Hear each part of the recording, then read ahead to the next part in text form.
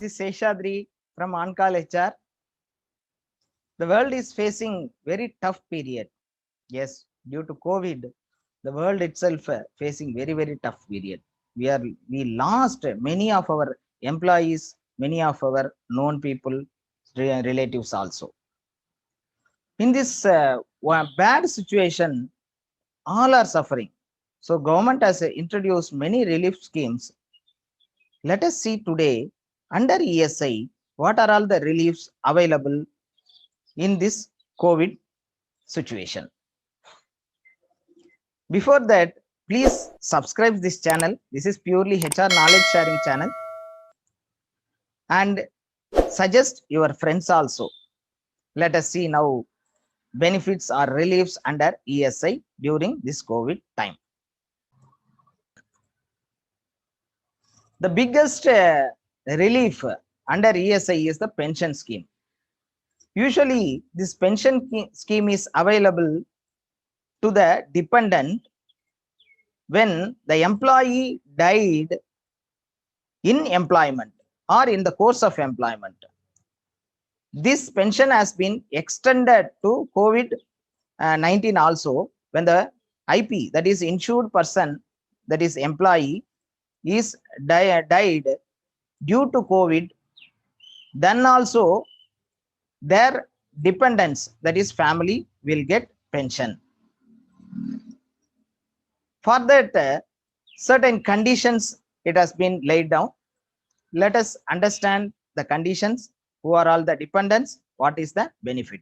Before that, we should know the scheme is live from 24/3/2020 to 24/3/2022. That is from last year onwards, this scheme is available. So even in the first wave, anybody died, any employee died, then they are also eligible to claim the pension. Not only the pension, spouse will get medical benefit by paying ₹120 per year, total benefits which are all available under ESIC.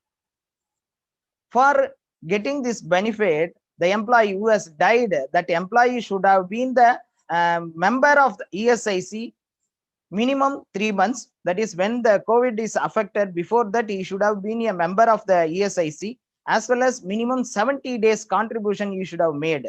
Then he is eligible to get relief under this scheme.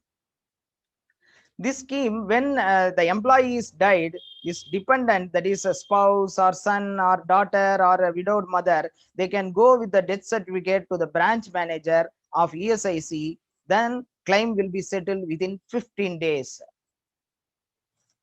Let us understand who are all the dependent. It has been explained in ESI Act 1948 under section 6A. Not only that, recent notification 15th June 2021, ESI has clarified who are all dependent.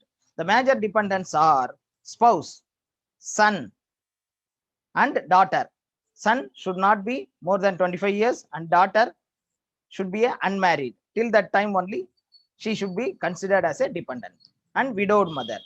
If son or daughter is infirm, that is sick, then they are also considered as a dependent even after 25 years. Let us understand how much relief pension they will get, that is dependent will get. This pension is calculated based on the average daily wages of the employee who has died. 90% of average daily wages is mentioned as a full pension. Spouse will get 3/5 of full rate till her death or remarriage. Son will get 2/5 of full rate when he is attaining 25th year. Till that time he will get. In case daughter, till marriage 2/5 of full rate pension she will get. In case son or daughter is infirm, till the infirmity loss they will get. Widowed mother also will get 2/5 of full rate. In case all the members are available and all the people will get, but total should not be more than 90% of the average daily wages of the employee who died.